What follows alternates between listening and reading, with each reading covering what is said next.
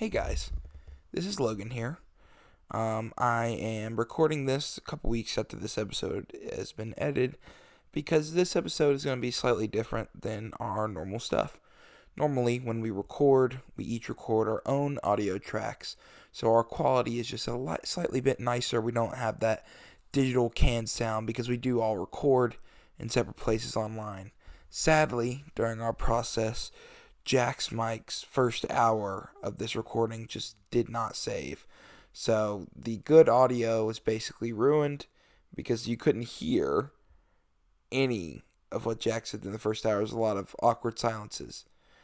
Luckily for us, I always have a backup, and I record our conversations over Discord in OBS.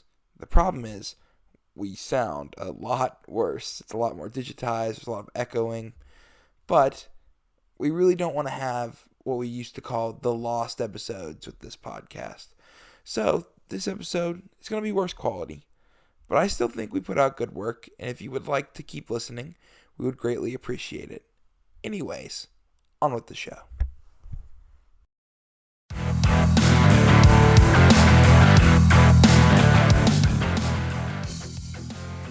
Welcome to Strongest Style Pro Wrestling Podcast. I am your host, the living legend, Logan Hurston. I'm of course joined by my co-host, the gimmick killer, Cooper Prater. Mark my words, this will become a sumo podcast by the end of the month. And my other lovely, lovely co-host, he is a giant Jack Dudley. Oh, I'm so flattered, Logan. How is everyone doing tonight? I'm chilling. I'm repping the house. Yeah. Oh, beautiful.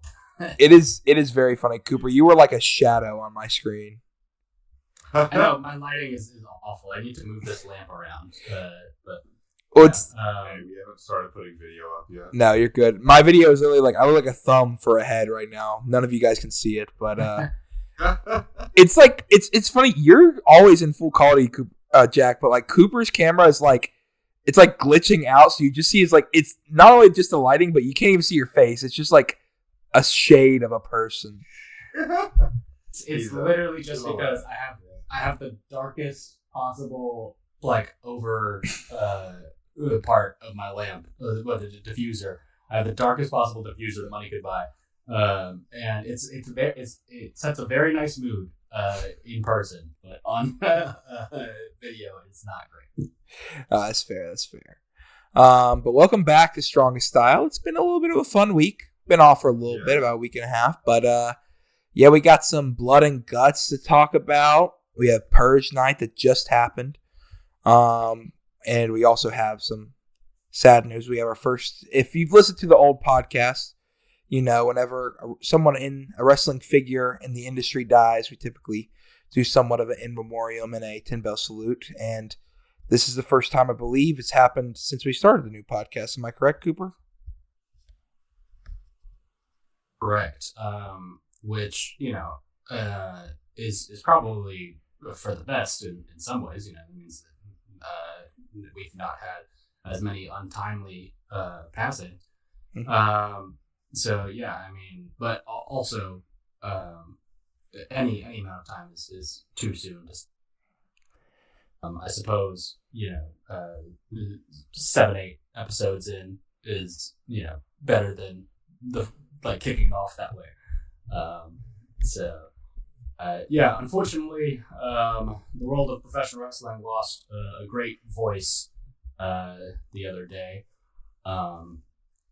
One Bob Caudle, longtime announcer for Mid-Atlantic Championship Wrestling, is probably what many people of a particular age will remember him for.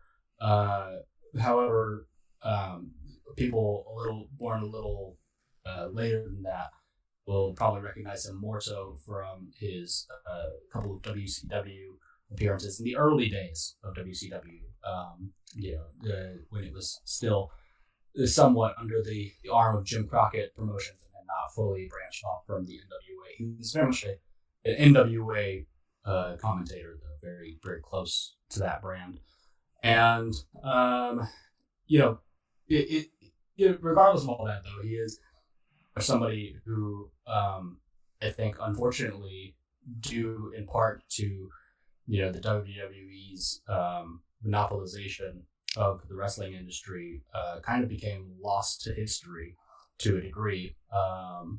They very much sort of sequestered a lot of that old WCW and territory footage to themselves, pretty much until the advent of the network, in which they made a lot of it available, but still not all. There's still so much stuff left in those archives that will probably never see the light of day.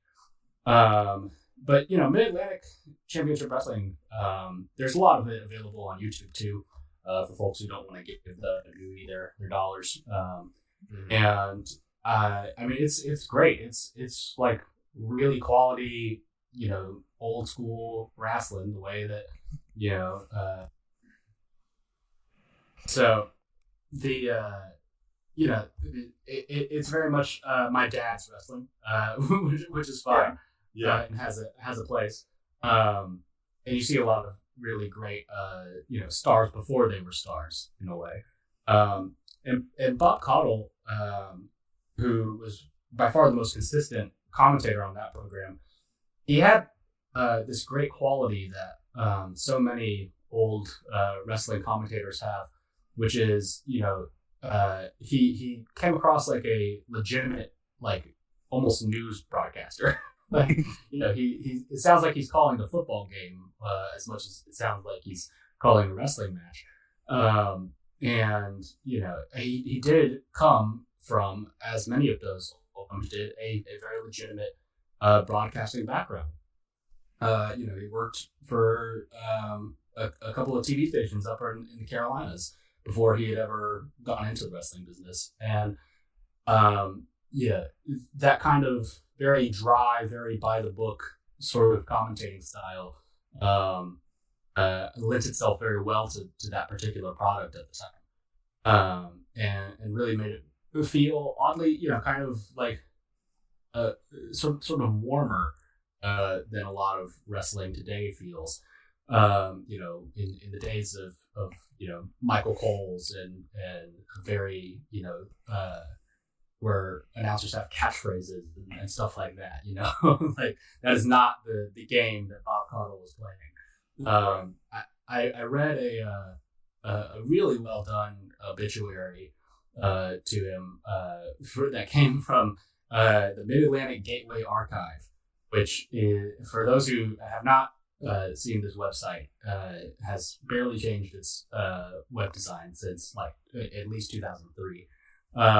But it's a fun little remembrance of him, and the writer here, Dick Bourne, seems to have known Bob Caudle quite well. And the line that he used to describe it, his commentating style, was as if he was calling the action right there beside us in our living rooms. Oh, and I mean, that's all you can hope for, really. Him and Lance Russell and early Jim Ross had this kind of quality. For me, currently today, I think probably the closest commentator that really gets at the heart of that style is maybe Ian Riccaboni. I hear quite a bit of Bob Caudle and Ian Riccaboni.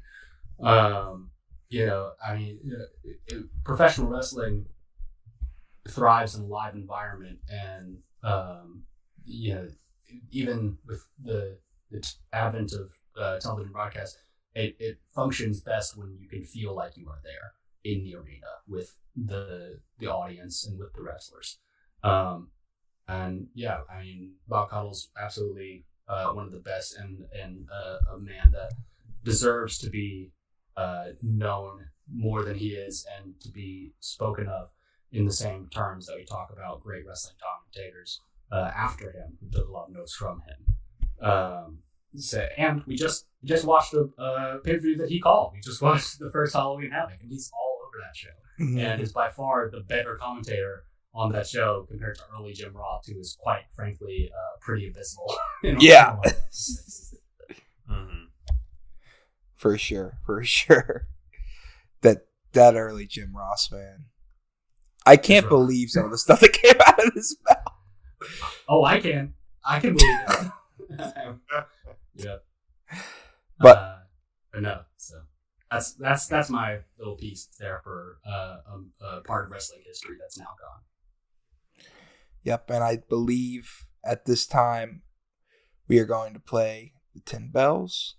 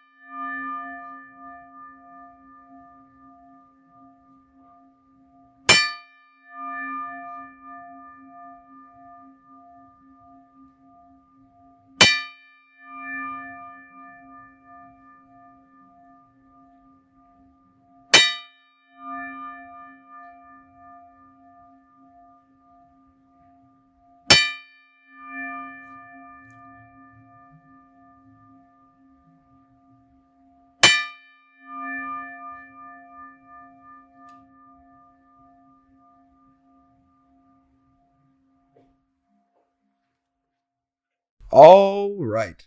Welcome back. Sorry, it's always weird to come back. Even like when it's different now because one little peek behind the curtain. We used to play this live every single time, and now it's more edited in. But just like the thought of 10 Bells just throws me off for the rest of like just where we're going after this. But that is true. Yeah. As I said on our previous program, life goes on and so must we. Yeah. Well, what a way to transition. But it is kind of fitting that AEW was in Greensboro, North Carolina, in the Coliseum for Blood and Guts.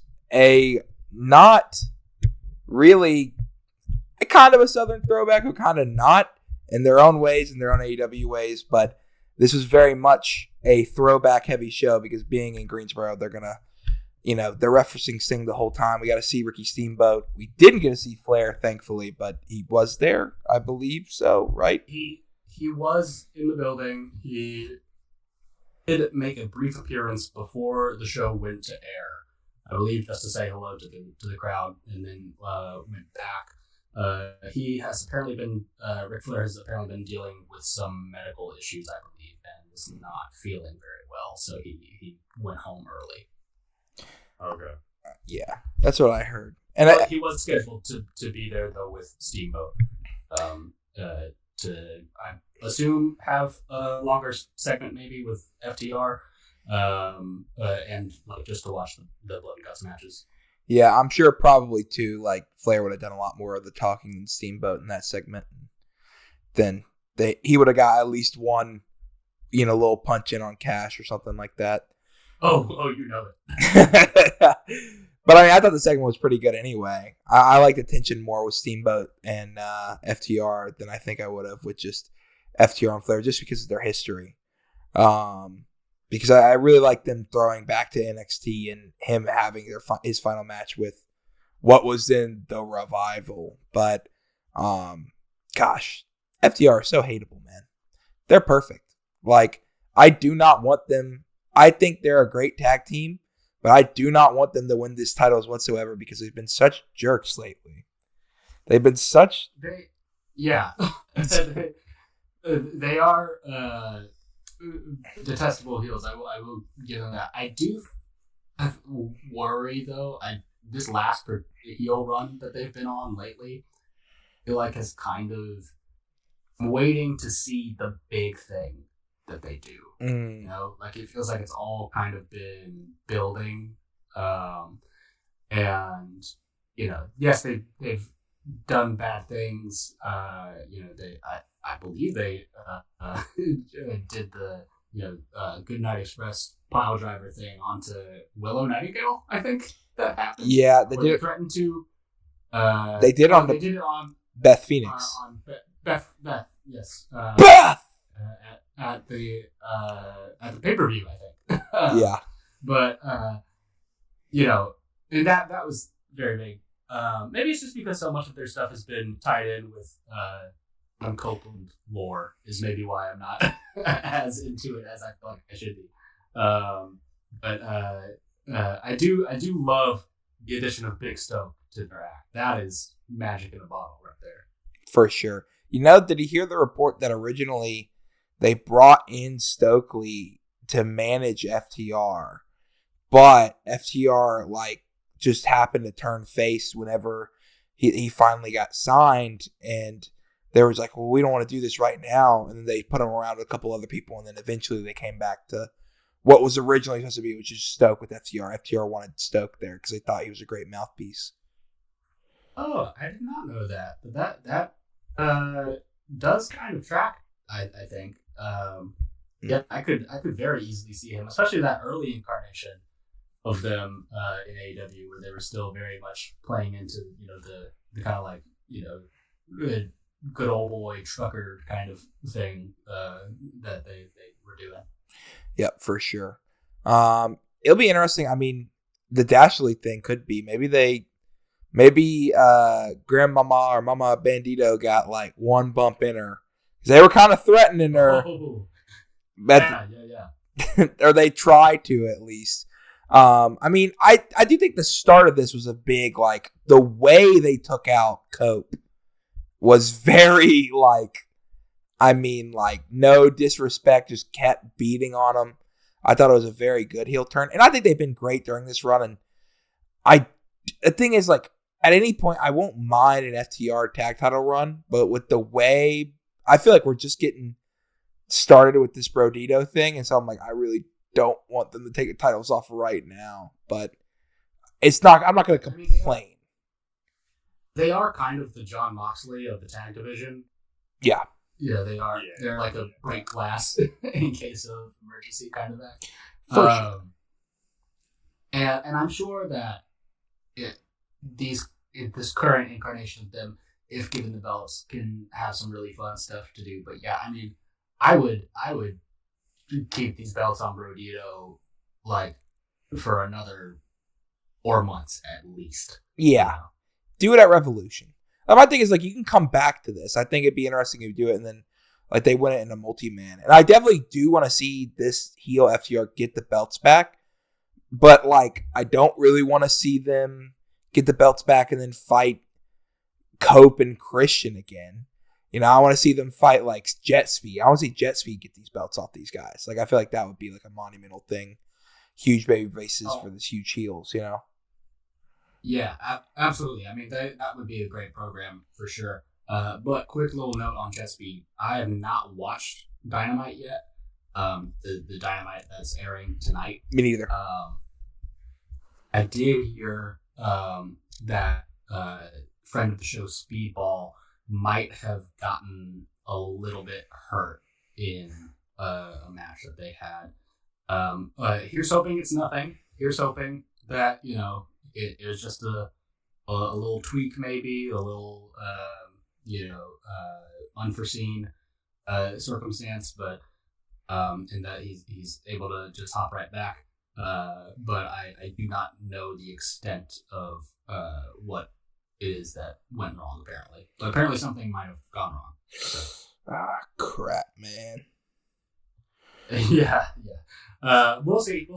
And I'm sure we'll have more to report on that next week, probably. But yep, for sure. Yeah. But yeah, let's get back and let's start with the actual start of the show.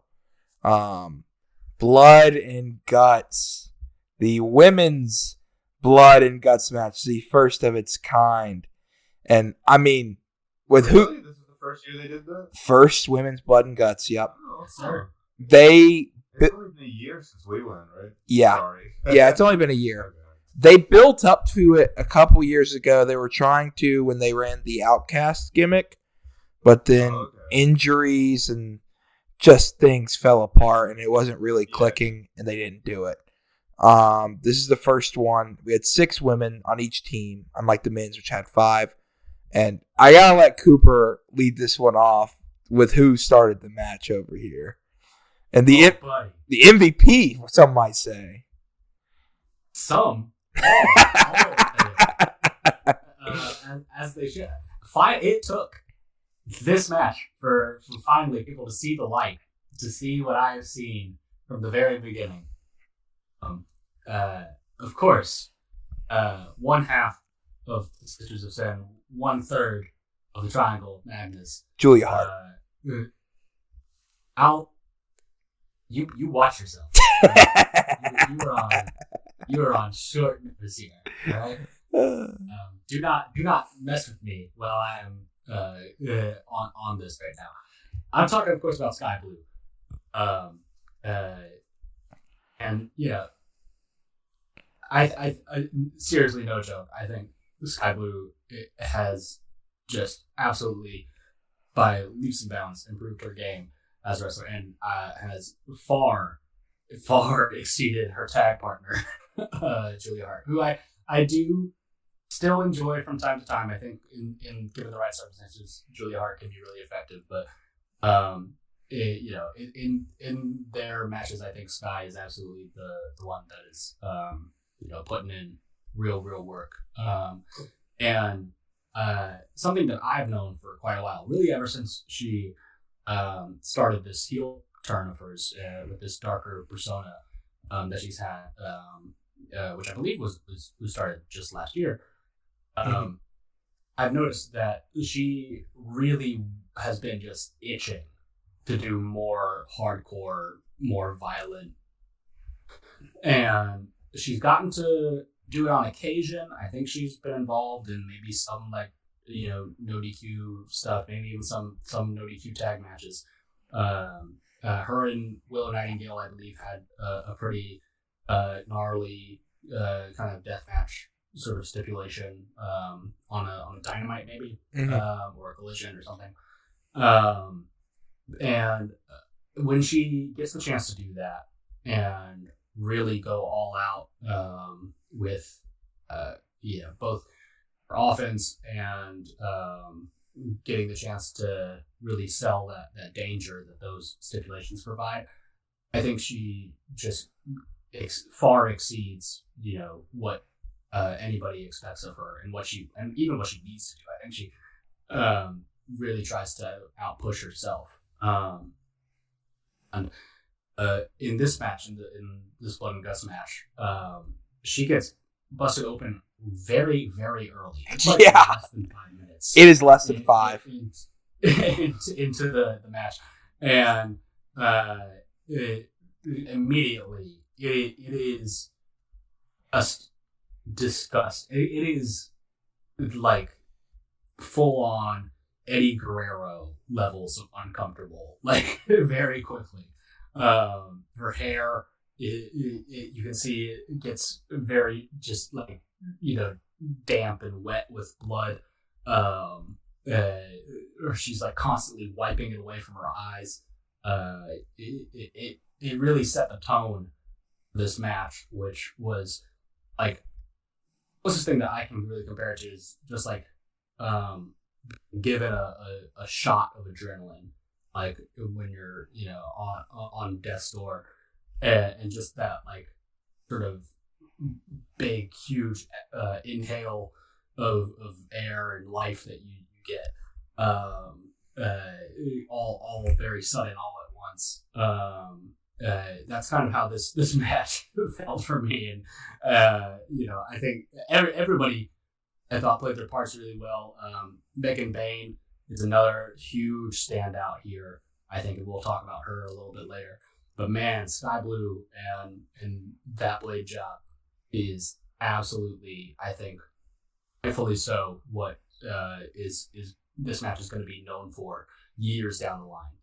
Yeah, I say MVP. I definitely think she was a thing that like shot this like, okay, we're here kind of thing for sure. And like I always love blood, especially like that much blood in wrestling, because even if your moves don't look great, it's selling at that point. I mean, like it just makes sense when you're losing, and like it was a crazy amount of blood to lose in a match that went for like almost an hour in the first 5 minutes. Yeah. I mean, that, and the commentary played that up too. They were like, she's gonna have to, she's gonna stay in this match for at least another 30 minutes. Minimum. And this like the oxygen is gonna leave her faster because she's gonna be trying to move around much more, and she's gonna take more damage over the course of it. And, we've given AEW a lot of flack about their women's division, and rightfully so, and especially about this match, as we felt like it was very thrown together. Like, there were some things planned, but like how long they took and stuff like that. And we even had some injuries on both sides, with Mina Shirakawa replacing Queen Aminata and Marina Shafir replacing Penelope Ford. But I mean, the stars aligned for this match, and I cannot commend the women's wrestlers and the creative team behind it, because like, I can't imagine if those original participants were in the match how this would go and how it would end. It literally, Mina is so essential. Yes, to this match and to that ending working. Like, I'm sure that if Queen Aminata was an active participant in the match, they would have come up with something equally as impactful. But it really is just like, stars aligning that was there to step up for it. I mean, I thought this was as spots. I mean, there were so many that, like, Megan Bain beeling a chair. I think it was Stat in the corner, or maybe in Willow. Obviously, the Sky Blue blade job is just insane. The bed of nails that Stat went into, Tony's makeup. Go ahead. The Megan Bain chair throw was, I believe, to Jamie Hayter. She had a trash can lid over her too. It's pretty nuts. Mercedes, who I thought, again, like, every woman played their part so well, including, like, I commend Mercedes so much because she was only in there and really involved for a couple spots. She let all the other women shine because, again, this wasn't her match, and it made sense storyline wise. Like, she doesn't care about any of the else. She's just there to mess with Stat. And I love her bringing in all the belts as weapons. Like, and her, like, beeling everyone out of the cage, too. And the fact... that whole spot with the belts, like, the second I saw her go up to the outside and start picking them up, I, like, it truly, like, the light bulb over my head just, like, went off. It was such a creative way to use her. For sure. And, like, I mean, like, the way she beeled poor Jamie Hayter off those steps, it's some, like, it was nasty. And I really like Stat. It's that. I like Julia Hart escaping from the cage by, like, just slipping through the cracks. Because, again, and I love the commentary, like, the men wouldn't be able to do that. The women are fierce enough and just tiny enough to be able to, the cage cannot contain them, kind of thing. Maybe Darby. But, no, I really, really, really enjoyed this match. I mean, there was some spots that, like, there's always going to be some miscommunication, especially when you have that many people and that much going on. But, like, storyline-wise, like, there's so much coming out of this match that, like, I mean, it feels like a whole relaunch point for the AEW women's division. Right? Anybody coming in, like, you watch this match and you have the next, 4, 5, 6 months of TV you can see in your head. You can see where they're going, involved in the storylines. Especially because, like, the women's tag team title tournament has felt like an afterthought until I watched this match. Then I'm like, I'm so tapped in now for, like, the storylines as they place through Blood and Guts. Like, Megan Bain and Marina Shafir. Marina Shafir looks like the biggest killer of all time coming out of this. Fucking devil. Yeah, dude. That is a demon. You want to talk about Death Riders? They do not compare to Marina. Dude, stomping her own foot in broken glass just to stomp on Mina's chest to get her to break the figure 4 was like ungodly levels of just rough and gnarly, and I hated watching it, but also it was so cool. I also did, even before that, when you mentioned, I popped so hard for Mina using the bat into the leg, just like going ham and then locking in the figure 4. Sometimes they hit it and like very just. Now she was just like whacking away at. I think it was Megan Bain's knee, right? If I remember correctly. Yeah, that was not. I mean, the whole finish too. I mean, what's to be said that hasn't already been said? Perfect. Especially like using Blood and Guts works best when you have. Again, it's a surrender. They have to surrender for this reason. And again, like. It wasn't Tony's fight in the first place. Like, she was involved, but she wasn't like the one who asked for Blood and Guts. She just seeing her friend getting mauled, and there's nothing she can do about it. Locked in a cage with all of her help locked out. I mean, what would you do in that scenario? I mean, we should probably say what exactly the spot was. Yeah.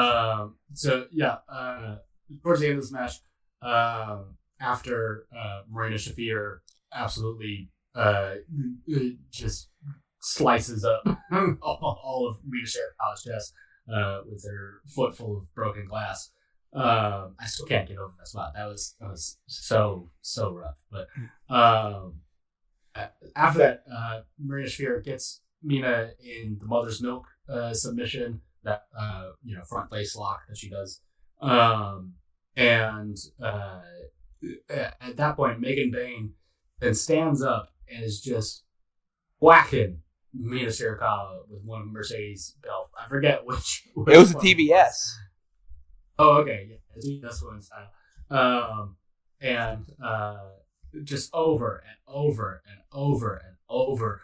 And meanwhile, the entirety of the Triangle of Madness is swarmed over Toni Storm, holding her back, but also making her look at the destruction that is being put on Mina until she finally has no other choice but to surrender the match just to get them to stop. And of course, they don't stop immediately, and so Tony just rushes into him afterwards. I like that. It gave the sense of like, oh no, the fight is still going, even though the match is over.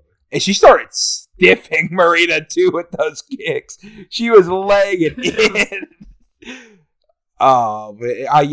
I'm very excited for the landscape of the AEW women's division after this. I mean, I think the Triangle, their stock is raised. Marina's stock is raised.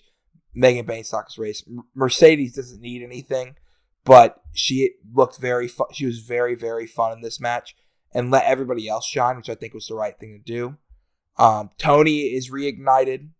I think Tony and Mina, like, they're definitely going to be looking for revenge in that tag team tournament. Again, the people who weren't necessarily affected didn't need to be, like a Willow or a Stat. Like, they're already elevated to such a level. They don't necessarily need to be, but everybody else who does. Already got big programs lined up. Yeah. For those ones. But everyone who does, like, I don't know. I don't know if this is a 5-star match, but it's close. It's up there.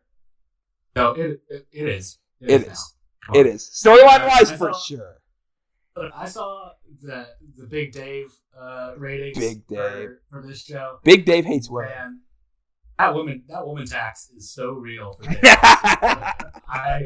I really disappointed in this one. Like, it's always been a thing for him, but this match in particular, I was like, and the fact that he gave the men's one like 5.5 or something, I was like, what are you doing, brother? what are we doing? I really, really, really dug this, and I would also like for it to be kind of like a big kickoff for a revitalized women's division. I don't have any faith that's going to happen. Yeah. I feel like things will probably slip back in to the status quo pretty quick. But man, for one night at least, what an absolute rush this one was. Go out of your way to see it. For sure. We talked about the FTR segment, but next, the second of the 3 matches on the show, Powerhouse Hobbs versus the AEW Men's World Champion Hangman Adam Page in a Falls Count Anywhere match. Dudes rock. That's all I gotta say. Dudes rock. Oh my god. Yeah. I'm so happy with this match. Powerhouse Hobbs to the pantheon of dudes rock wrestlers. I mean, and I love too him immediately ripping off Hangman had. Again, there's certain things that AEW just does better than the competition. And I think that on weekly TV, it's building up challengers, or like just building up matches. Like the week before, making Hobbs look like a monster, hurting Hangman's ribs into this match. Where like, on top of that, like you can run back Hangman Hobbs. This doesn't feel like it was for the title, you know? This felt like this is just Hobbs going out there to hurt Hangman and just whoop his tail. And yeah, I mean, this is a very much, obviously a build up to the Samoa Joe rematch, but more so than that, yeah, it just felt like Hobbs just really wanted to put this cowboy in his place and to let him know, hey, don't overlook what's right in front of you. Yeah. Yep. And I really loved too. It was like Hobbs just whooping his tail until literally like Heyman just got one moment to breathe when Hobbs got overzealous, just knocking him off the table. And like, especially for a guy who's tore his ACL, when he took that what is that, flipping bump off the table? Yeah. That might have been my gnarliest spot of the night. I'm not even gonna lie, bro. Like it's up there. Oh, It's not good. No. He bounced, man. He got some air. I know.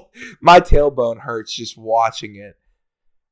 And it's the perfect brawl in the crowd too. Like, yeah. Once things really go to the outside, it kicks up dramatically. And is really where it locked in for me. That it's like, oh no, they're doing something real special here. mm-hmm. Big yawn, big yawn. Trying not to get it into the mic. Sorry, I was hoping you would like see me and be like, all right, time to speak, but no. Yeah, no, when they went in the crowd, I mean, and the crowd was so amped up for it too. Like that, the trash can, I mean, I think they had very good brawling spots, and obviously like the closing thing of like, sometimes wrestling is easy. Sometimes you don't have to do like finisher. Sometimes you just knock a guy into a table full of electronics that explode. It's like, yeah, that's a finish. Absolutely. Yeah, I mean, the like really overproduced set piecey nature of that spot I has been a little divisive from like the folks that I see on my feeds generally, but I personally thought that it was only beneficial to both the kind of like constantly escalating nature of the match and to give Hangman such a, like, in my opinion, like character defining shot at the end of it with that big sweeping kind of look towards the audience, and the lighting is getting all flickery and stuff because yes, dude. I thought that was, like, that's what I think people were saying, like, oh, that's a little silly, but I was like, no, you didn't have to sell it that way. That's it looked awesome to me. I'm like, this is awesome. Yeah. And there's one particular GIF I've seen from that moment to since then that's front facing, looking up at Hangman from the balcony, and they were like, oh, he looks like, because he's looking down at Hobbs, and he's got this, that furrowed brow and the, kind of gnarly scowl on his face. And people were like, "Oh, that's the old Hangman. That's that Swerve rivalry Hangman for just a little bit, for just a second." And then it cuts back to behind him, and he's looking out over the audience, and it's like, okay, no, now this is the big hero shot that you want. So, no, I adored it. I thought it was so fun. No, it's fun, and I want a run back, and I want an actual program between these two at some point. I can't wait, by the way, to see that Shibata match. Yeah, it's happening tonight. Hangman immediately gets back to the ring, trying to celebrate, and then Shibata just kills him and throws him into the barricade. It popped me. Kicks him right in the head. Yep. Joe comes out. He said, "Bring down the cage." And then luckily, before the Ops can do too much damage, the team of Hook and Eddie Kingston come out to help Hangman, and we ward off the Ops. Cage is down, and Hangman says, "Joe, if you wanted me in a cage, you could have just asked, you dumbass." And so it'll be a cage match at Full Gear. I did like the Joe interaction at the end of this year. Although I can't help but feel like commentary was maybe trying a little too hard to put over the danger of a cage match after we had just seen a woman possibly die. Yeah. Earlier, but I did get it, and that because with Hangman's steel cage matches, they do get quite horrible. I mean, Hangman did try to kill Swerve the last time he was in the cage match, which I think is what I think they were trying to allude to, but it did on its face, just telling the audience, "Oh, it's a steel cage match." Like, I'm kind of used to that, but I'm very excited to see what they end up doing at Full Gear. Then we get to our last match of Blood and Guts.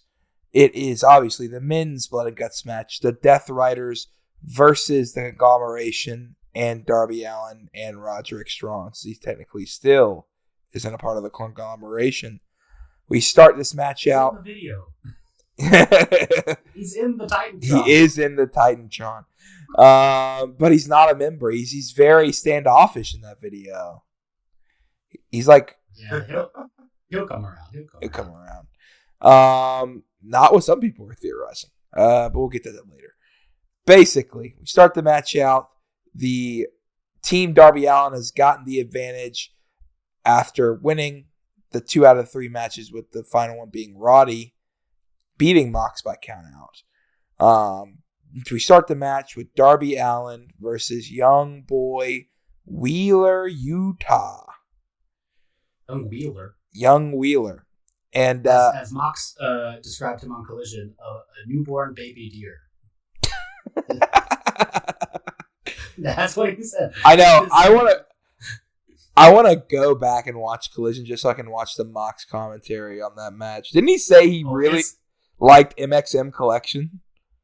Yeah, he's a big MXM Collection mark. These guys, they're being true to themselves. This is exactly what I want in AEW. He forgets he's a Death Rider as soon as he gets on commentary. I swear. Well, no, that's the philosophy of the Death Riders. Is you should be your truest version of yourself, and you should go all out. And he's like, that's why he likes NXM. They go all out. That it just sounds like to me that Jon Moxley is an ally, from what your description is. I think he is.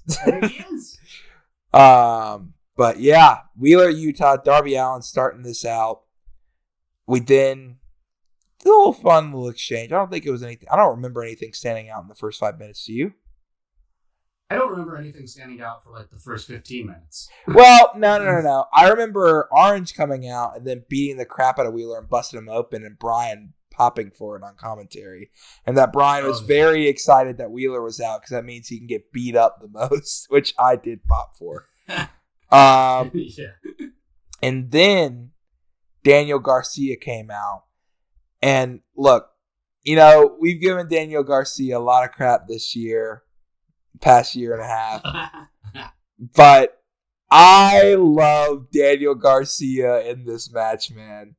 I thought he was such a hilarious little jerk of a guy that just like enjoyed, you know, like the fake enjoyment of every minute of this, because he you know, he's not a real blood and guts man. You know, you can tell. I mean, he's been in a lot of these. He has, true, and he's taken a lot of punishment.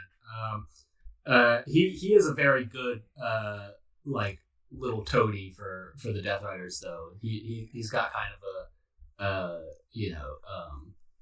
a Christmas Story, like, you know, street tough kind of vibe to him. Yep. And I love him always being like, "Yeah, Mox, yeah."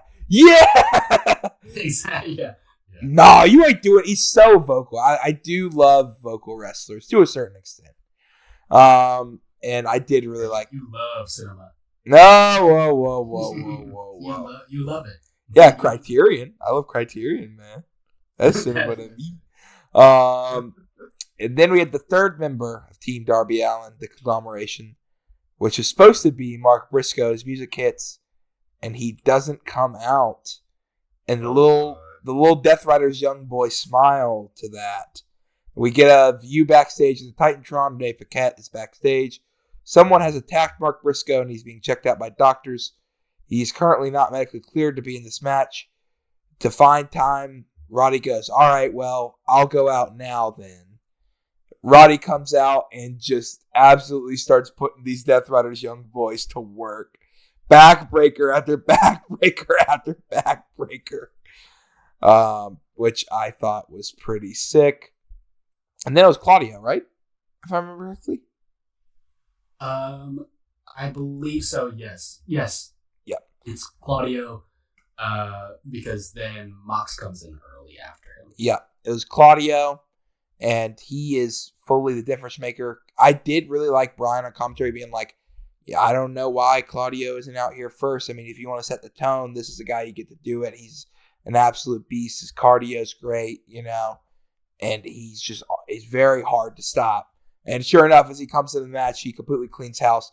And even when Kyle O'Reilly comes out, it's like 4-on-3, and the Death Riders still have the advantage.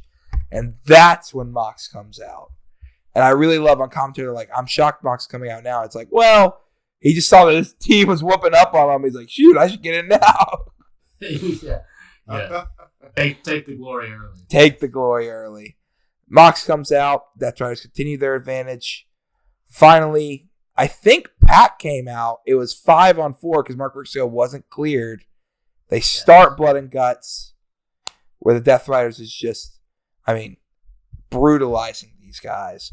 Kyle O'Reilly, obviously, everyone saw how much he was bleeding. By the end of the night, Kyle O'Reilly was looking like a Daniel Warren Johnson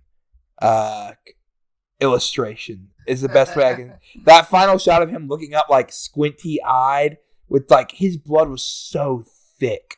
I mean, it looked like he like broke something and it was leaking out. It was like that's the best way. Like, he looks like a Daniel Warren Johnson character when they're like punching or getting punched in the face or something like that. Death Riders are absolutely brutalizing the conglomeration. And finally, Mark Briscoe comes out with the box cutters. Not the box cutters. What do you call those? Bolt cutters. Bolt cutters. Yes. Yeah. The very big looking things. Cartoony, some would say. Right. Gets in, and now we officially have Blood and Guts underway. And I think the door was just unlocked after that point, right? Pretty much. I mean, if it was, supposed to be. I mean, they were going in and out all the time. So. Mm-hmm. There was some. I really liked the use of the middle part in between the cage and the ring, and this one not between the. Because like I saw both obviously Darby, but Darby and Orange take some like gnarly bumps through that corner and get stuck multiple times. And each time it's like, oh my gosh. Darby, I think, got stuck at one point in between the cage and they had those other little barriers on the other side of the ring. I think he got like sandwiched in between those two, and that like made me kind of retch back a little bit. Yeah, and as soon as Blood and Guts starts, we had Darby Allin, I think, coming back from picture to picture at one point, coffin dropping off the cage. Mr. Wheeler Utah and Mark Briscoe brawled on the outside, or maybe that was, did Briscoe even get in the match, or did Utah come and meet him outside the ring? I forget exactly. I know they did have some interactions together. Yeah, I know they went up to the top of the cage. Yes. Yeah. Which I know we shouldn't have people jump off cages or do cage bumps, but every time someone gets on top of the cage, I think someone's got to die, right? Someone's just you got to eat something. I felt a little less, like lump in the back of my throat about it for this one. Just because, like, the Blood and Guts cage that they used this time seemed very heavily reinforced. Oh, for sure. Like, I was not really worried at all about like anybody accidentally stepping through or something like that. And I'm sure any like fall that they would have taken would have been pre-planned, and they would have gone through any kind of precautions. But then the big fall that did happen seemed very much like they did not take that many precautions. Oh, yeah. No, there's all the precautions. What are you talking about? I will say Kyle O'Reilly getting the carabiner and giving the chairs to Mark Briscoe and him yanking them up there, that popped me huge. It's pretty funny. It was pretty funny. They got caught at one point. And they're like, oh, he's not going to be able to get it. And then like literally like a second later, he's like, yeah! Right. Name some other spots for me. I'm like blanking out other than like the big stuff. You know what I'm saying? Is there anything like I'm missing in this middle part of the match? Well, here's the thing. I was kind of blanked out on this match for a pretty big chunk of it, really until the big Darby spot. I was watching it and had kind of been paying attention still, but I think a combination of factors. One, the first two matches on this card were so explosive. I was a little tuckered out. By the time that this match came around. And also, I am just generally speaking not a fan of face teams in War Games matches having the advantages. And obviously, they found a creative way to get around that with the attacking Mark Briscoe, and then the Death Riders do have the advantage for a while. But going into the match, I knew that the faces have the advantage, and I was like, oh, okay, this is not going to be as, heat filled as the last one was. Which I ended up being kind of right and wrong at the same time. I think they really hammered it home, though, as to, the big, explosive nature of a Blood and Guts match by the time that Darby spot hit. That it really feels like everybody's kicking into high gear. For sure. There was at one point, one of the other spots I do remember that we haven't mentioned was Orange Cassidy getting his hand stapled into his pockets. Oh, yes, it was. that was pretty funny. And I do enjoy, too, them, like, using weapons that the women had already used and been left at ringside and bringing them into the match. It was a nice through line of, like, the broken glass and stuff like that. And, like, Mox dragging Darby through the broken glass. Yeah. The glass spot is essential to this match as well. And I thought it was a good, kind of callback to the one earlier in the night. And also Mox with the fork. as always, he has a fork, and he went to town on Kyle O'Reilly's head. And Orange he brings out the fork really early when he gets in too. I think he kind of walks in with it. Yeah, I was trying to think of like what weapons everyone. Darby bought his skateboard with tacks. Orange brought a chain. I don't think Roddy brought a weapon because his body is a weapon. He's the walking weapon. Yeah. I don't think Kyle did either, but I know Briscoe brought chairs. But I really like, as much as I say this, and I do think this match was a little bit too long. I think it could have been paced better, especially because it has one less participant. I think the women's was paced better. But you say that, but that closing stretch, man. Yeah, absolutely. Let's mention the Darby spot first. We were tailoring around it. Basically 2 years in the dojo. Mr. Gabe Kidd, surprise appearance, comes out, starts beating the mercenary of the Death Riders. You know how all your mercenaries have their logo on their knee pads. That's right. Well, he attacks Darby. Him and Pat go up the ramp, set him up on a table, light the table on fire, and mother effing bomb Darby through the flaming table, and Darby remained on fire for a little bit and had to roll backstage. I did enjoy Gabe Kidd madly cackling about it afterwards. Him and Pac. The thing I'm not remembering is, so I remember Yuta getting stuck on top of the cage. I don't remember. Someone came out to fight off Gabe and Pac, right? Because maybe Briscoe did, but I don't remember really. They weren't involved in the closing stretch. Basically, the closing stretch was Yuta stuck. I think both Claudio and Garcia were still in the cage. Basically, they got outnumbered, or basically the face team was able to capitalize on Mox. Orange bust out of his stapled hands of the pants to basically hit Mox with a flurry of orange punches, to eventually he rolls back into the other ring and is caught by Kyle O'Reilly immediately into the ankle lock above the glass. Mox is bleeding. O'Reilly's bleeding like a stuck pig. Mox is able to reverse it into a bulldog choke. And earlier in the match, he got it at one point and with a chain, and Kyle O'Reilly flipped him off, which was awesome. Kyle reverses that into an arm bar, back into the ankle lock. Grapevines him. Tap! Tap, you bastard! Tap! And Mox is nowhere else to go. Nowhere else to go. No Death Riders in sight. And Mox referee to punch out. Yep. Mox is forced to tap. And that being said, like, I was watching that. I was yelling tap at the screen. I was like, tap, you piece of crap! Tap! Tap!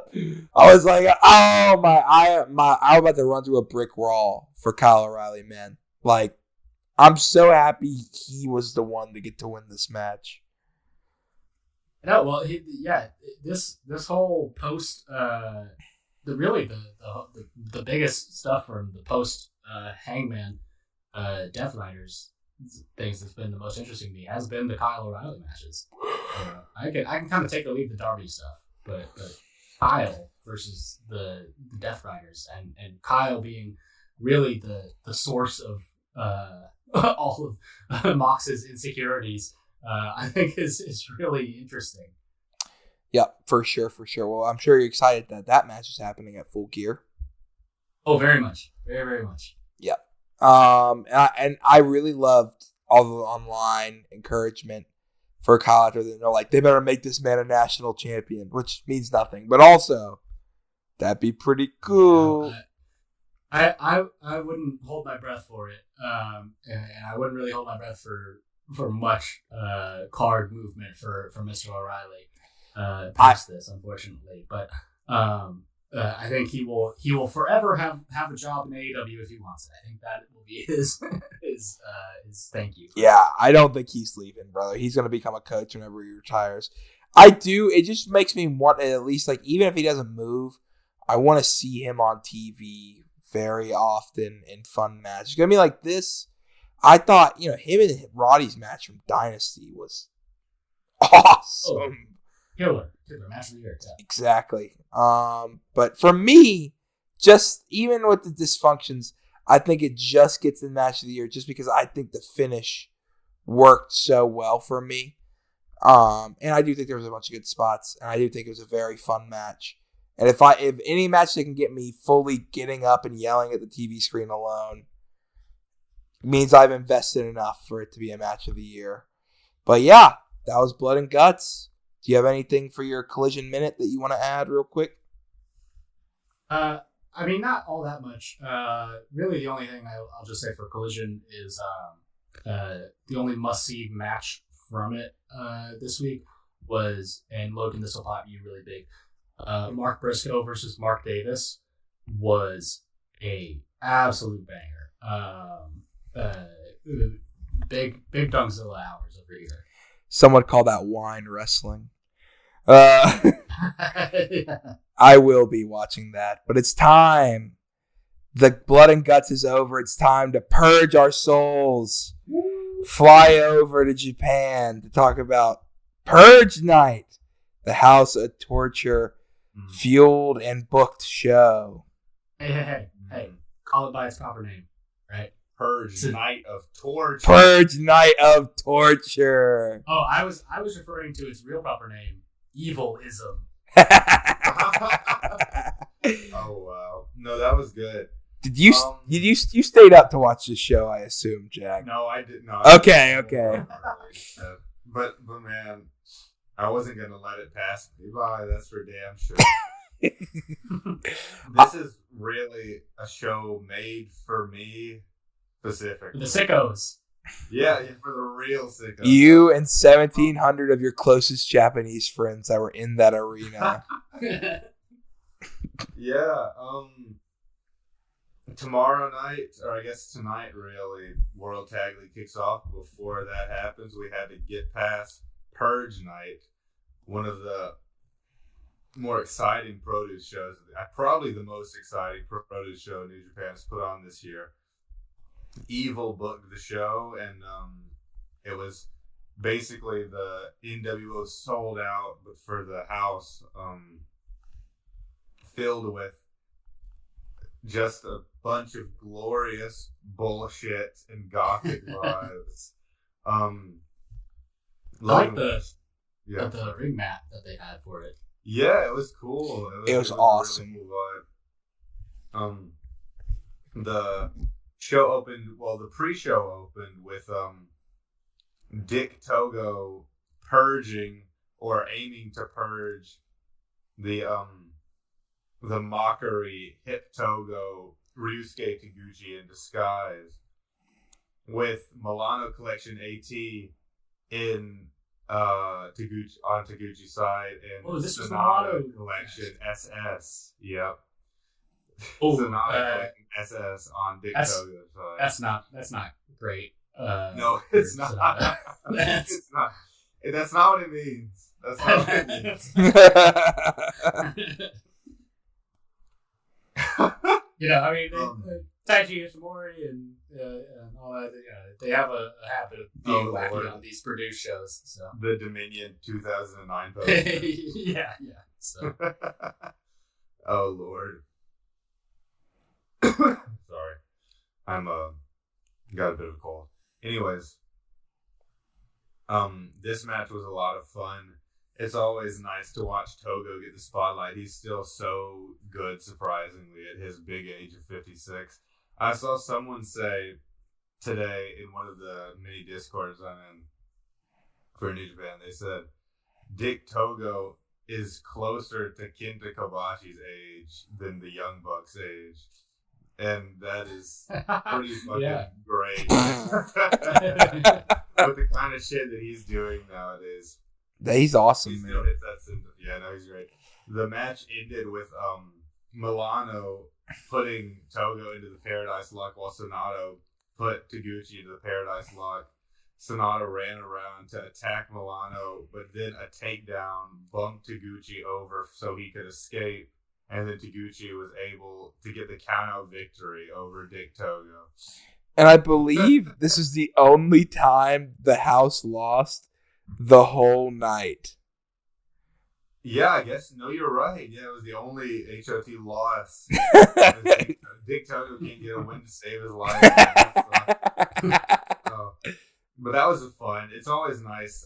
Cooper mentioned this earlier. It's always nice to see Milano get some love. You know, he's a really unsung star of 2000 New Japan. His career was cut way too short, and his friendship with Sonata, friendship rival status with Sonata has been a lot of fun over this past year since Sonata started doing this new sort of fashionista gimmick that's partially inspired by him. So I think the Togo versus Togo match kind of took second place to that in this one. Yeah, it's all right. Logan, do you have any thoughts on Hip Togo versus Dick Togo? I popped when Dick Togo just started laughing at Taguchi in the middle of his promo. And the music that Hip Togo also came out to was absurd, man. What does Togo has a theme song that's blocked. What does he come out to? I have no idea. I'm gonna look. It's something really funny. I can't remember. I'm gonna see if I can find even one second. Oh yeah, Hip Togo was basically wearing nude tights. Like he looked like he was fully nude. Smooth as a Ken doll. And so it was very funny to watch Hip and Dick 69 when one of them looked like they were. That is a spot in this match. No, that's real. That did happen. And it was fun because Dick's trying to get out of it, but then as he does, Taguchi starts pulling down his pants. I was like, what are we doing? It is awesome, man. This is real. This is wrestling. This is Taguchi's whole fucking thing. I can't even, it doesn't even cause a reaction anymore. I'm so used a full time Taguchi DDT run, I'm pretty sure would implode the universe. Just with cheeks, just with butt cheeks. Anyways, I found it. Dick Togo's theme is always dubbed on New Japan World, but he always comes out to "Insane in the Membrane" in the arenas.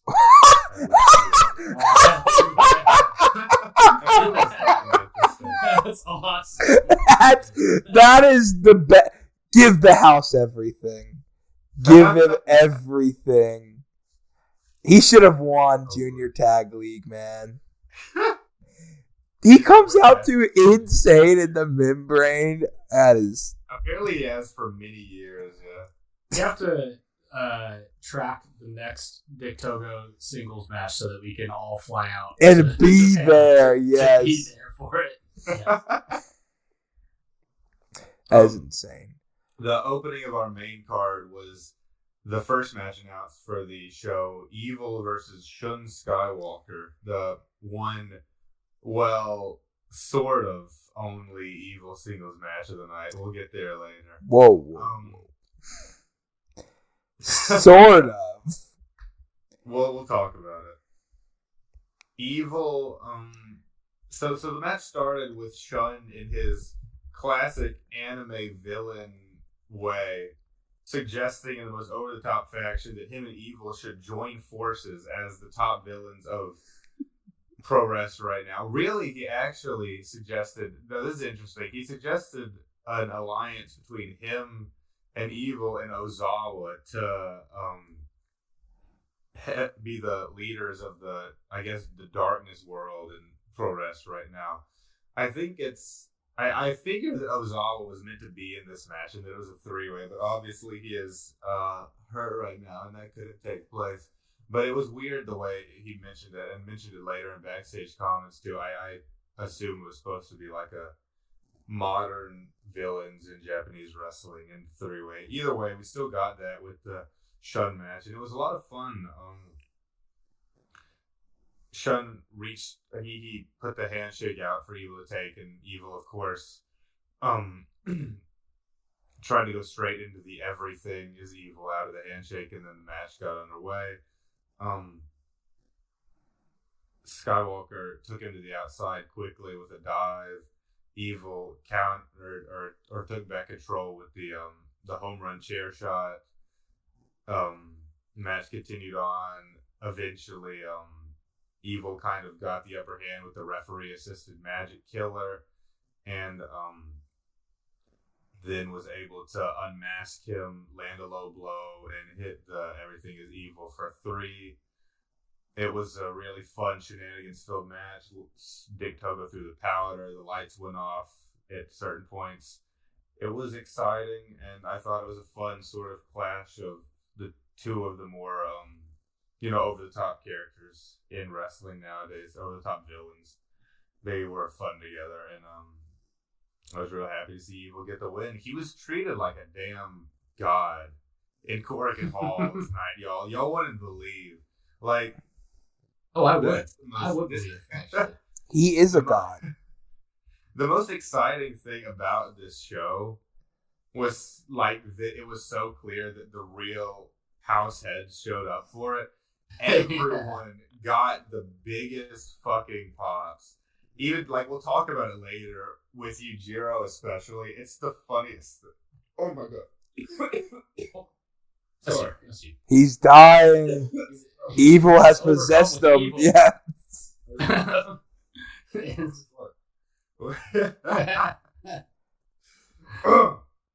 I can't handle it. Yeah. Let me go get a glass of water. Y'all talk about something else. Oh dear Lord. Oh, look. I have watched part of this show. I have not watched any of the first matches. I've only watched... I did watch the Hip Togo versus Dick Togo, because I saw that and I was like, what? I didn't watch the Shun Skywalker match. I didn't have time. But I did watch both of the Yujiro Takahashi matches, because there's 2. Oh, I didn't know he had 2. There's a secret main event. Oh, okay. I'm very intrigued now. I have not watched anything from this show, aside from, as I was telling you guys in the preamble, the Milano entrance with the invisible dog, Michelle. So, yeah. Let me tell you, Yujiro Takahashi is the biggest babyface in the world right now. Anyway, sorry about that to all the listeners. I'm feeling better now. Anyways, yeah, it's really funny because everyone was just getting cheered for all of the bullshit constantly. Everyone came to see it. Everyone was happy to see it, and it was just great vibes. Evil, like I said, was truly treated like a goddamn king in Korakuen Hall. Up next, we had the trios match scheduled. Or I guess it's one of 2 trios matches, actually. This one was Don Fale, Kanemaru, and Yujiro versus Masato Tanaka. Wait. The website's wrong. Sorry, guys. It was it was Owens and Fale and Kanemaru. I don't know why the fuck it got it wrong. Either way, we'll retcon it to be the one where we can just have Yujiro pulling double duty instead. Yeah, it was versus Masato Tanaka and Ikuto Hidaka and it was Taichi filled in for Ishii on the injured list. I'm sorry, I'm just gonna go off memory now instead of trying to understand what's going on this website. Taichi filled in for the injured Ishii. It was a fun trios match, nothing too special, but it did end with the Whiskey Mist and Owens getting the pin, trying to give them some momentum going into Tag League, I guess, but obviously no one cares that we don't like that guy. The only member I do not support. Truly a bum in the truest of senses. a real stain on the legacy of this faction. Then we got Narita and Togo, who actually pulled double duty tonight, like a real fucking G. Yeah. They took on Great Sasuke and Hanzo of Michinoku Pro fame. Sasuke opened with trying to get Dick Togo to repent of his sins and return to Michinoku Pro on the good side, but Togo is far in too deep. And by nearly immediately, they were all brawling in the crowd like they always love to do in Korakuen.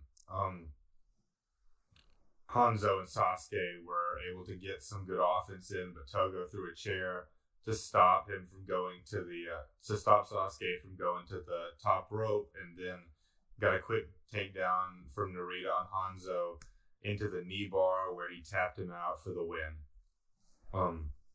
Then we got our other trios match of the night. Saw Doki, Sonata, and Sho facing DDT trio of Akito, the current Universal KOD head openweight champion, and then also Yuki Ueno and the, I guess, pop star, right? Kaisei Takeshi. I don't know that much about this guy. I just know that he's famous. Oh, yeah.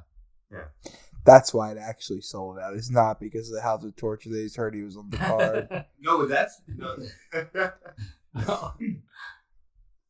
What do you think is a crossover for the fans who bought this in 30 minutes and actually really enjoyed this specific pop star?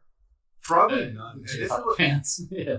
This is what's funny about this show is that they didn't announce like anything until after, and then they got people like fucking Takeshi and Saya to come on after. So Evil wanted to prove that he could sell it out himself before he brought in the real big stars for it. He saw the Dave Meltzer tweet that said he could never show out his show on his own, and he was like, I have to do it. This one was another pretty solid work rating match with less of the bollocks.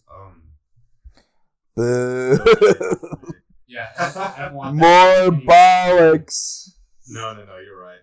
But anyways, it was good fun. It ended with Sonata hitting the guitar on Akito, and Doki was able to tap out Ueno in the darkness stretch.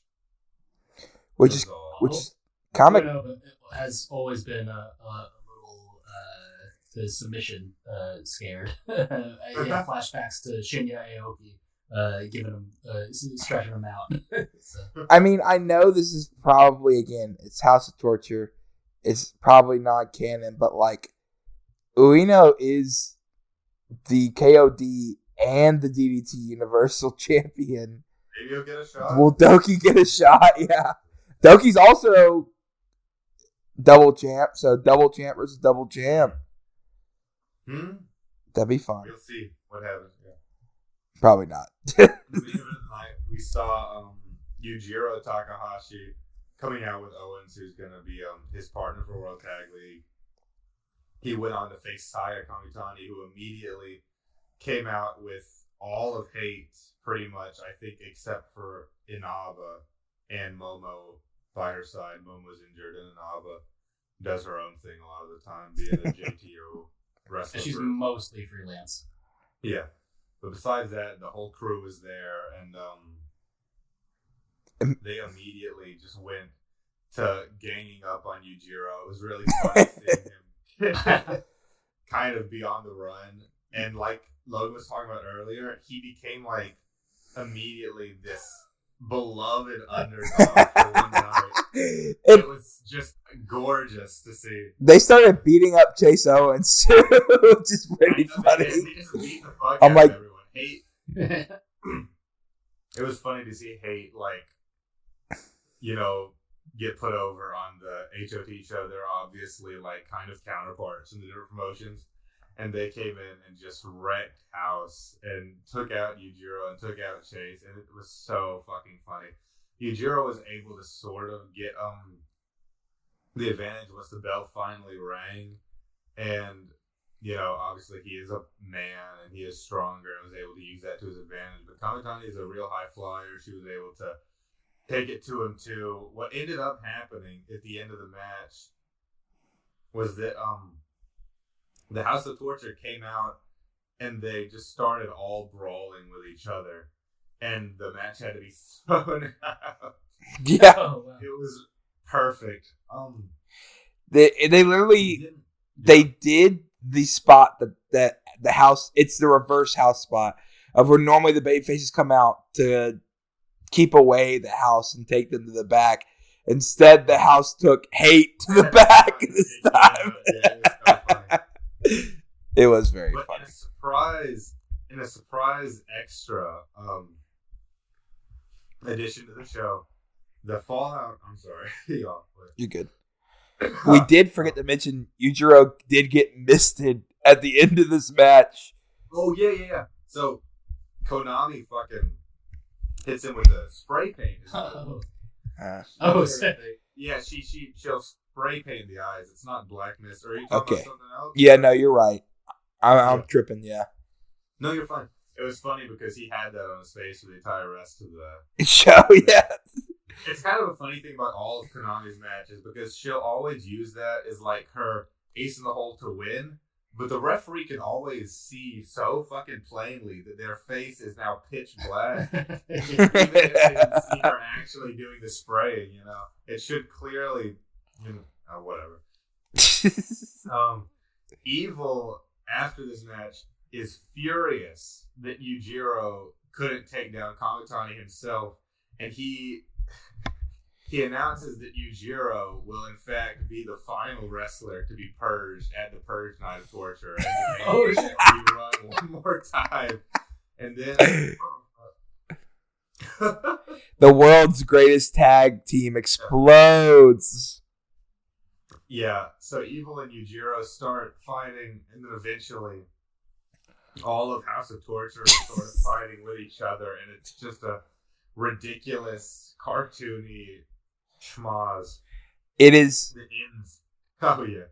The low blow train, Cooper, is the greatest thing I've ever seen. I think Yujiro. Yeah, Words, blow train. That just, I'm sold. Every single house member just finds, and the commentators every single time are saying what I would assume low blow is in Japanese for every single one shouting it.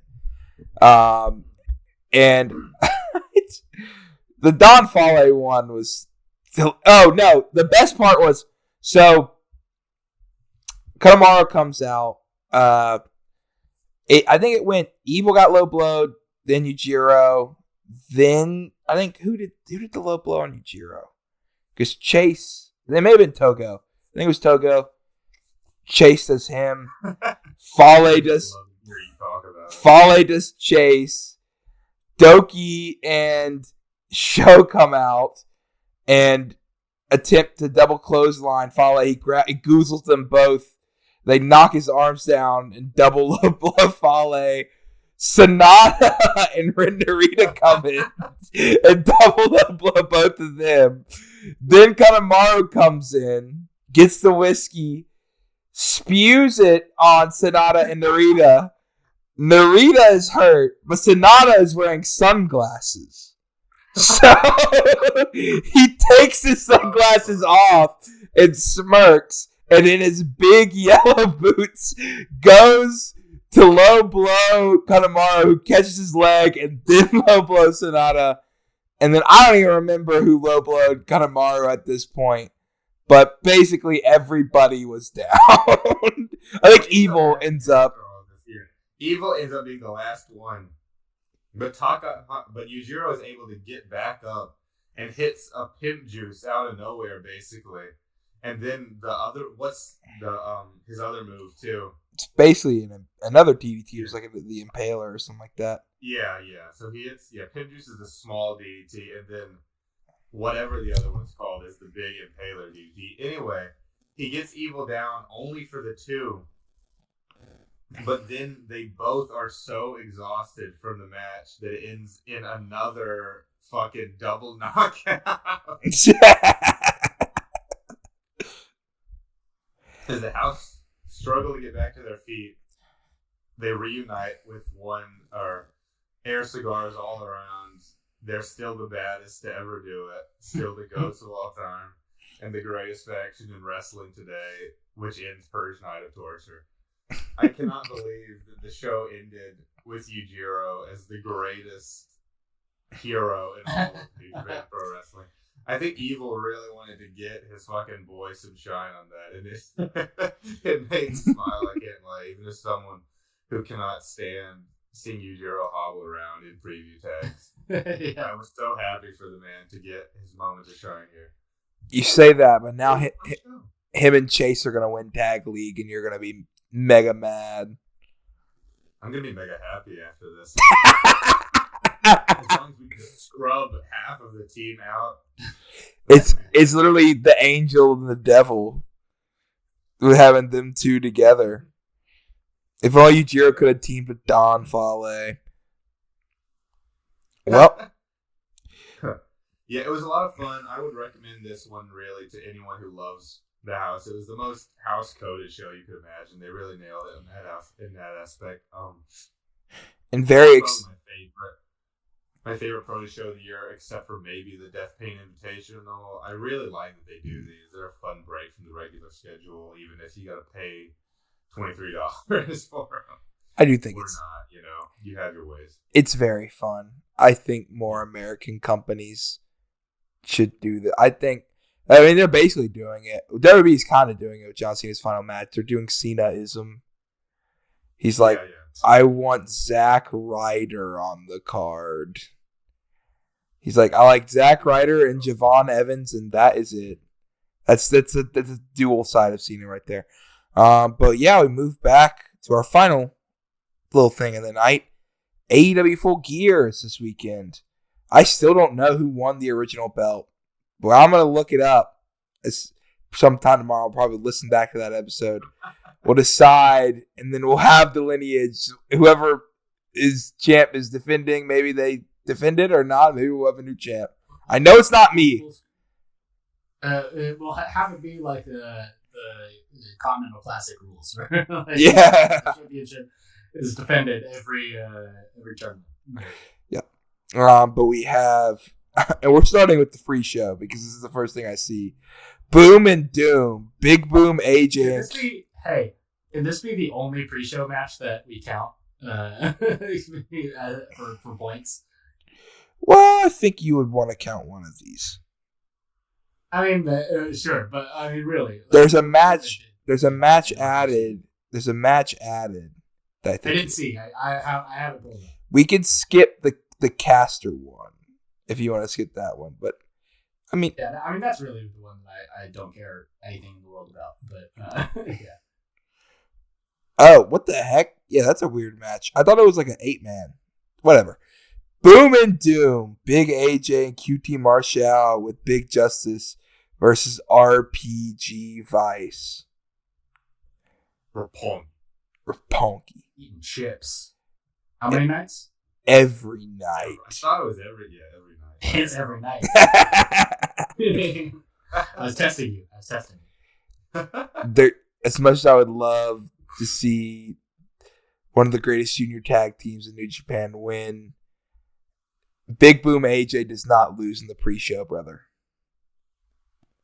Oh, yeah. I mean, it's a sure as bet as any that you can get in professional wrestling these days. Yeah, if the Tokyo Pimp is the greatest babyface in wrestling right now, AJ's got to be a close second. There's no way he takes the pin on his pre-show. Dog, and with now him and QT have buried the hatchet, their powers are unstoppable. They're unstoppable. Yeah. Hey, Justice is gonna break Trent's arm again. He's gonna be in the cast for another 6 months. The Rizzler's gonna come out wearing his official merch in the run-in. He does have official merch. I need to get that. The next pre-show, the last pre-show match we're gonna skip one of them. Skye team, Mascara Dorada, Mystico, and Neon versus the Don Callis family, Kazuchika Okada, Konosuke Takeshita, and Hechicero. A trios match for the CMLL World Trios Championship on the pre-show. Yeah, Cooper is popping off in the background. I am geeked. I am I am so here for this match. TMLL is mentioned. I am drinking Welsh Fran straight from the can, buddy. I am so in for El Skye team. Well, I think they're going to lose. Give me Big Kazu and the Don Callis family. Hey, man, that's all you. Yeah, I don't know. I don't think so. I think the CMLL team is going to retain here. I think Durant is going to get a big moment and maybe earn his way into the Continental Classic this year. I heard some speculation about that. Ooh. So that's just some shit I saw. That's just some shit I saw on Twitter. Maybe not, but it's an idea. Yeah, it would be a fun spot for him. Someone who's been really popular lately, and yeah, I think they're going to retain the title. Cooper. But I thought I'd make. Okay. I wanted to make sure for the record. El Skye team, I believe, will win this match. Thank you. And maybe trample over the graves of the Don Callis family. I don't know. Maybe. Then we have Chris Statlander versus Mercedes Moné for the AEW Women's World Championship. Stat. It's got to be Stat. I think, yes, it is going to be Stat. But, man, if you wanted to do something really interesting, I think having Mercedes take it would be maybe the more interesting option. But yeah, Stat has. I think they want to build her more as a legit champ. So. We have. Sorry. Oh, sorry. I didn't even, bro. I blanked out. I was looking at the card. I'm a jerk. No, you're good. I'm gonna pick Stat too. I think there's going to be a time real soon where you should pull the trigger on Monet as champion, but I think right now is not the time. I think right now is the time to keep Stat going and to make sure, like, it's well known that she is the top of the women's division for the time being. And also keeping the women's, the main AEW women's title away from Mercedes. It's like, that's the one that she can't have. That might also add some interesting wrinkles to Mercedes' character. I agree with that for sure. All right, we have. This is out of order for some reason. It's showing this, but we'll go with it. Hangman Adam Page versus Joe in a steel cage. This is the easiest Hangman I've ever said in my life. Yeah, for sure. I mean, as much as I really enjoyed this Hangman Ops program, it is very much a filler feud before we can get into Continental Classic season. Which great, I don't know that Hangman's gonna be in the Continental Classic or anything, but I feel like they're gearing up for his next like proper big like blood rivalry until after that. Maybe it's a returning MJF. I've seen some of that be floated around recently. Samoa Joe is such a great challenger, though. I mean, he's always a real like a credible threat. Just the history of Joe is enough to make him a really big deal in any of these big title matches. And I'm sure this steel cage match is going to be real like bloody and violent and memorable in its own way. But give me another couple of months of Hangman world champ.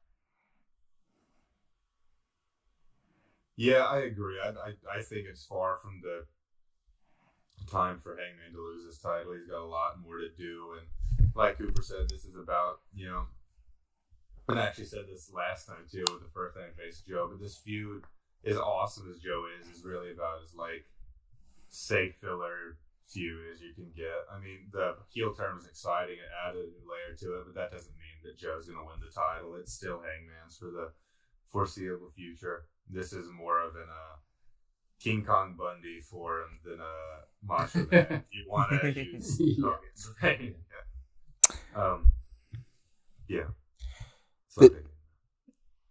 Whole Hanger. I would love to see. That being said, and I do think Hangman needs spell. He should keep it.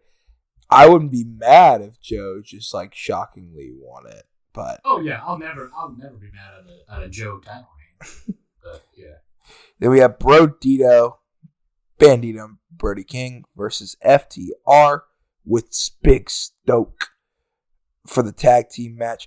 Wait, what? Okay, I'm blanking out. I was saying Big Stoke. He introduced himself to Ricky Steamboat, and he said something other than like the Macho Man TikTok things. What am I blanking out on Stoke said on Blood and Guts? Brother, I was falling asleep during that program. Sorry, I was laughing my tail off. Somebody other than me. You gotta ask somebody other than me. I'll come back to this. I'm gonna come back to this a week later. But anyway, Bandito versus FTR for the World Tag Team Championship. This one is hard. It's very hard. It's the first one I've been like, ooh, this could go either way. They've really set up a lot of stuff with FTR. I also wouldn't be shocked if Bandito's in the C2. But I don't think you should take the titles off of Bandito, so I'm going to say Bandito. I think that the Bandito stuff still has so much legs in it. Although I will say this, you don't need to, and I don't think that them losing here means that they split up. I think they'll stay a team for quite a bit longer. You know what? I think I've kind of convinced myself to come back on it because that FTR Cope and Christian thing still has kind of a loose end on it. And I don't know what Cope's timeline is for him coming back. You know, it is kind of vague and left up in the air. He just said, I gotta take care of Beth, and then left. Presumably Beth's okay now. It's been a while. So I wouldn't be surprised if maybe he comes back here or shortly after and gets back involved in a tag program with Christian. So, against my better judgment, and, against my wants as a fan, I think maybe FTR are taking it here. Yeah, I also was actually going to pick FDR citing the loose end of Edge and Cope and Christian as the reason for it. I think that it's pretty obvious, even with people souring on some of the recent Cope stuff. Like, it's no brainer to hold that for the tag team championships. Just it makes more sense, and I think that's the direction they're going. I think Bandito will be a fixture of the tag division for a while longer. This won't change that. They're better together than they are apart right now, and I don't think losing the titles here will ruin this run at all. I think it'll just set them up for another chance at it later down the line, maybe after all this stuff is passed. Mm-hmm. Then we move on to the $1 million trios match. Kenny, by God, Omega, and Jurassic Express versus the Young Bucks and Limitless Josh Alexander. Look, you only got so many matches with Kenny Omega in it. Give me Big Kenny. And also Jurassic Express. So, Kenny did show up on Dynamite tonight. I have not watched that yet. I don't know what that segment ended up being or who came out on top. If they did a confrontation with the Bucks and Alexander. But I will say that last week's Josh Alexander segment was, I think, maybe the most effective that they've been in presenting him as a really kind of terrifying figure. He just had this poor crew member in an ankle lock on top of a doctor's table, for an uncomfortable amount of time, and he's given this like promo right to the camera. So I've been really sold on Josh Alexander, specifically for the past couple of weeks now, and I would also maybe part of my reason for this pick is I really would like to be done with the broke bucks and stuff at this point. So just give them $1 million and have that be over with. Have them join the Don Callis family fully, officially. And you can do more elite melodrama stuff with them and Kenny trying to like pull them back to the light and all that kind of stuff. But yeah, and like also just the Kenny Omega Jurassic Express scene is so thrown together that like I mean they have explained it, but it's not really I think anything compelling long term. Whereas Bucks and the Callis family kind of is to me. I kind of think that Omega and Jurassic Express are taking it. I think genuinely that like there is a point where the Don Callis family becomes too full, and I think that adding the Young Bucks would be nuts. And I think that it just makes more sense for them to go ahead and do an Elite reunion right now than dragging it out again, because they really, pull at that thread a lot, and I don't see any reason to like tease it for much longer when that's clearly the direction that they want to go for this Omega run right now. So I'd rather just get it over with right now. And Alexander, he's pretty sweet, but I don't think he is one of those guys that can't take the L here with the Bucks. So I pick Omega and Jurassic Express. Then we move to our next and our most interesting match in the card, Casino Gauntlet for the inaugural Men's National Championship. So can I just pick anyone? You can pick any single person. There is 5 participants announced so far. I assume nobody else that's on the card already, though. I don't think they're going to have anybody pulled up. Yeah, not. But I mean, like, in theory, you could say anybody. There are 5 people that are announced. Bobby Lashley, Shelton Benjamin, Ricochet, Speedball, and Kevin Knight. And for me, I'm going to go off of those ones they've actually built.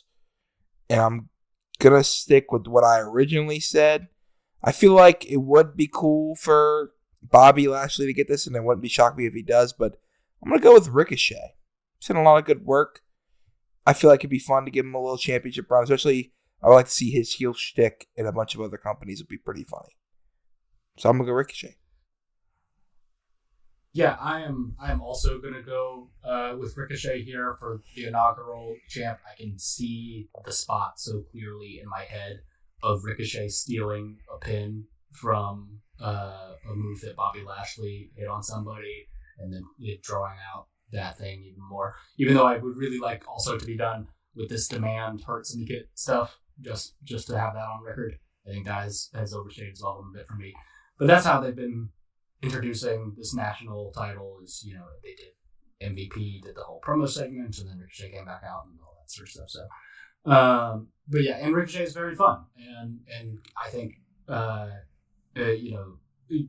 finally giving his rewarding his good character work over the past year and a half or so with the title reign that he can maybe have just a bunch of cool matches with. I think would be pretty sweet. Yeah, I really had no idea who to pick until y'all just informed me that the build of this match has been related to the whole Hurt Syndicate versus Ricochet's unit thing. So that helped me a lot. I was just going to pick some totally fucking random person before. You can still do that. He's going to pick Billy Gunn. Yeah. Yeah, I guess I'll just go with Ricochet too, then, to be safe. I feel like we're kind of all Boo. picking a lot of the same picks, though. I'm not gonna. This could be literally anyone. I have nothing to go off of, and I do not want to fall on my face. It could be Yujiro Takahashi. Could be. No, man. I guess. If He's pulling double duty. Yeah. It's actually gonna be Chris Brooks. Just kidding. All right. This is Kyle Fletcher, Mark Briscoe. No disqualification for the TNT Championship. If Briscoe loses, he will be forced to join the Don Callis family. You said there might be a point where the Don Callis family gets too many members. And we are reaching that point because Briscoe is losing this match. No. And we're getting comedy Don Callis family for a little bit. Because I would say with the stip that it would make sense for Briscoe to win. But they're running this angle that we don't know who attacked them for blood and guts, and it wasn't the Callis family. And some people were saying Roddy, which I think would make no sense. But I wouldn't be shocked if Briscoe loses this one. Cooper is going through it in the corner. I would hate that so much. I already am not. Speaking of feuds that have gone on way too long, I was ready for this to be done with at Wrestle Dream, but apparently I have not been granted that mercy. We have to keep doing this again. Look, I'm sure the match will be good. I'm sure it'll be very good even.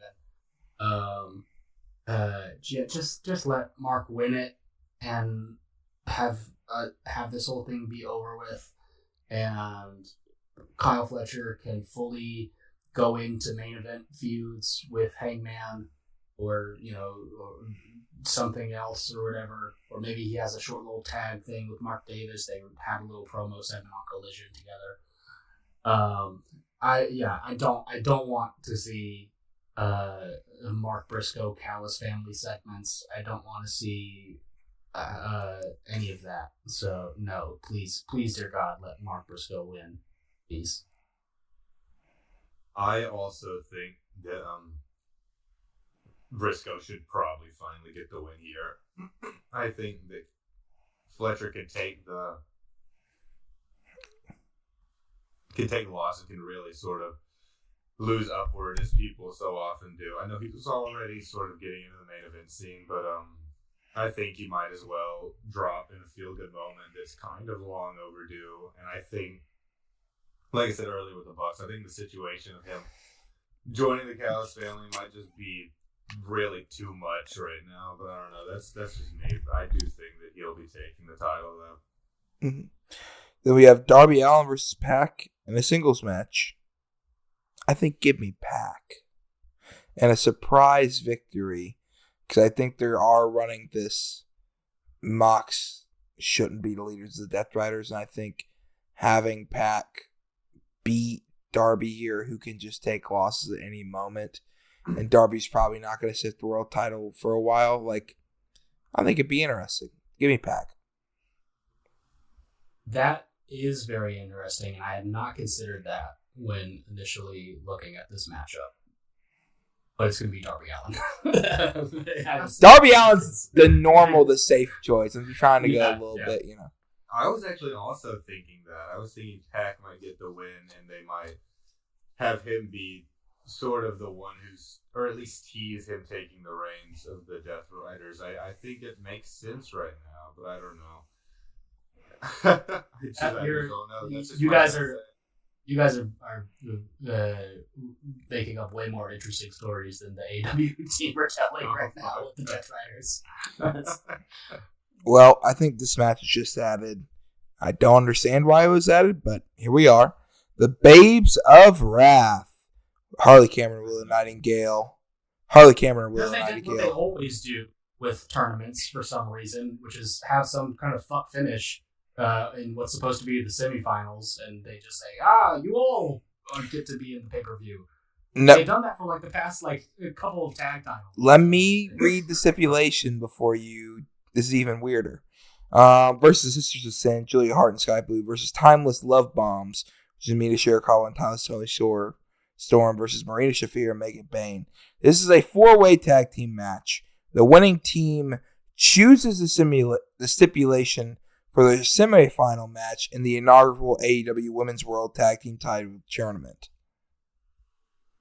So, am I losing my mind?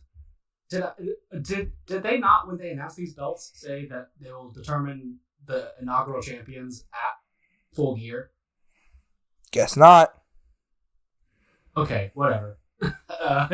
Sure. Logan, you make your pick.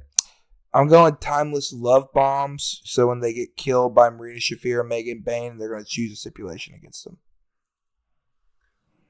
I'm going, timeless love bombs too.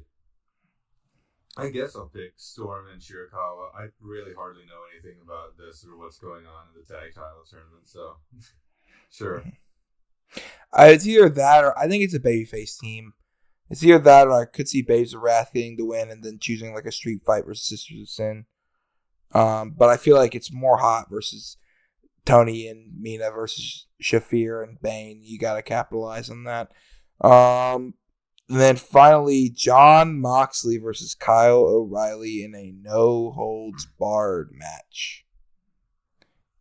This is hard.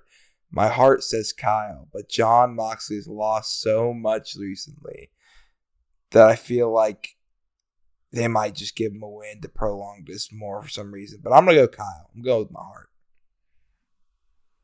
You and me both, brother.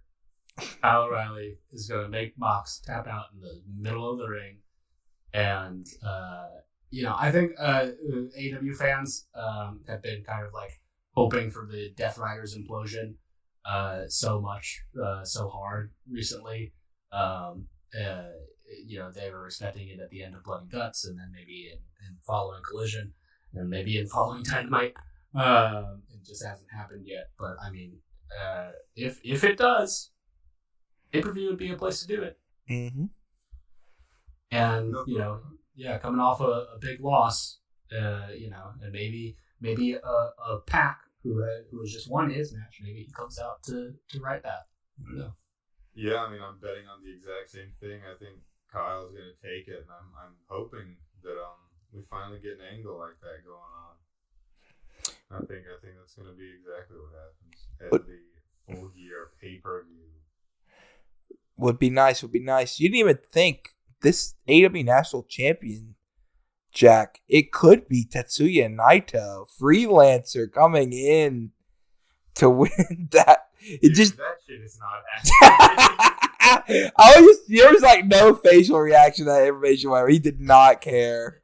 He's not entertaining. Bushi, dude. The Los Tranquilos de Japón. Tranquilos. All right. With that being said,